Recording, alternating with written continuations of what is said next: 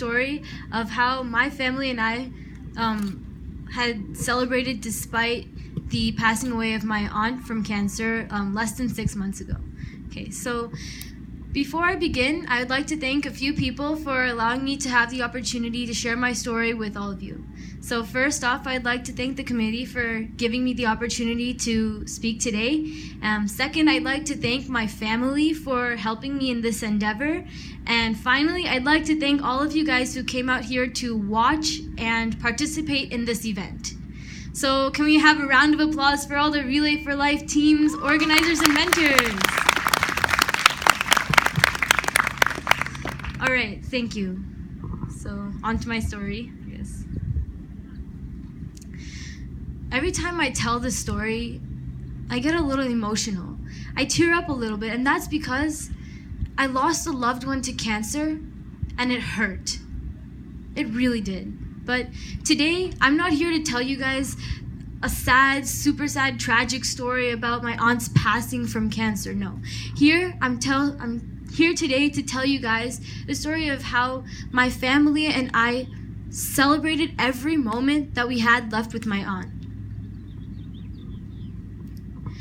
It's never easy, and it generally doesn't feel right to talk about losing someone and then celebrating life in the same sentence or even the same speech, but that's what I'm here to do today, because I understand, and I want all of you to understand, that this ceremony is about celebrating everything.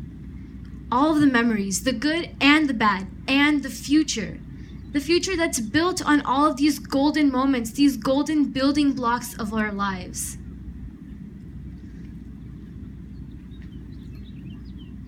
I remember how this event, when we all found out that my aunt had cancer, it changed everything. The diagnosis was so sudden and everything just seemed to spiral out of control.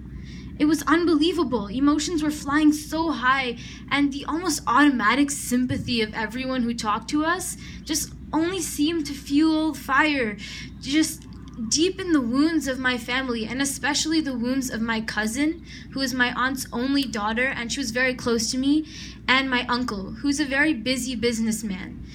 He was just looking forward to retired life with his wife after their daughter went off to college, but that never happened. And you could see on their faces that their lives had clearly changed. I remember the first time I visited my aunt's house after she was diagnosed, and it was a couple years ago, and I remember seeing the looks on their faces. It nearly brought me to tears. It was so devastating, but that was the expected reaction. We didn't think they'd be happy, but what we didn't expect was for my aunt to just open the door with a big smile on her face and offer us refreshments and everything, welcome us in with a cheerful voice. And till this day, it amazes me how she had such strength and courage to overcome her obstacles, to just accept that she had cancer and move on with her life. And she was able to carve such a path of happiness in all our lives, and not once did she show us the pain that she was undoubtedly going through. Not once. She made sure that all the memories that we had of her would keep us smiling and laughing for decades after she passed. I remember she used to tell us that if you keep adding one pearl at a time to a string, it becomes a beautiful necklace. You know, some pearls may be bigger, some smaller, some shinier, some duller, some perfect and round, and some just a little bit out of shape. But it doesn't matter. They're all pearls. And they all came together to put together that beautiful necklace. Just like all the moments that we have together put together the beautiful necklaces of our lives. I remember she used to tell us lots of things like this. Lots of little sayings and quotes that I, for one, will never forget. Together, we all moved past the obstacle of the fact that she had cancer, and we all celebrated together. And I remember another time, I visited her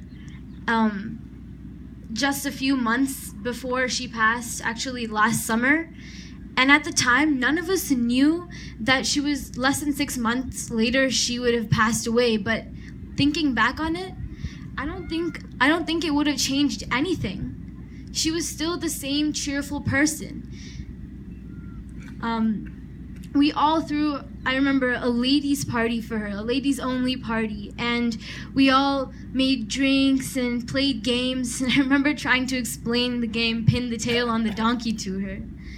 It was a hilarious and fun day, and all of these fun times that we had together, we didn't view them as just outright ignoring the fact that she had cancer. We viewed it as unanimously smiling in the face of sadness, just like maybe laughing in the face of fear. Through her wisdom and her never-ending joy, we all found the courage to celebrate. And we still do today. All the little fun games and outings that we have, these are all in honor of her. And to all of us, and especially to me, they symbolize the fact that life will go on. Life can go on. No matter what happens to you or no matter what you do, life will continue and you will always have your family. Our loved ones, the ones who we may have lost, the ones who are still fighting at this very hour, the caregivers, the family near and the family far away, they all want us to be happy and remember us for who they are and were as a whole, and not just the struggles that they may have faced. They all just want us to be happy, and we all want them to be happy. And as a family, we are so interconnected that all of these hardships can be overcome. And so in closing, I'd like to urge you all to just keep up the good spirits and keep up the happiness no matter what happens, because you will always have your family. So just celebrate life together. All right, thank you all for spending a few minutes to listen to me.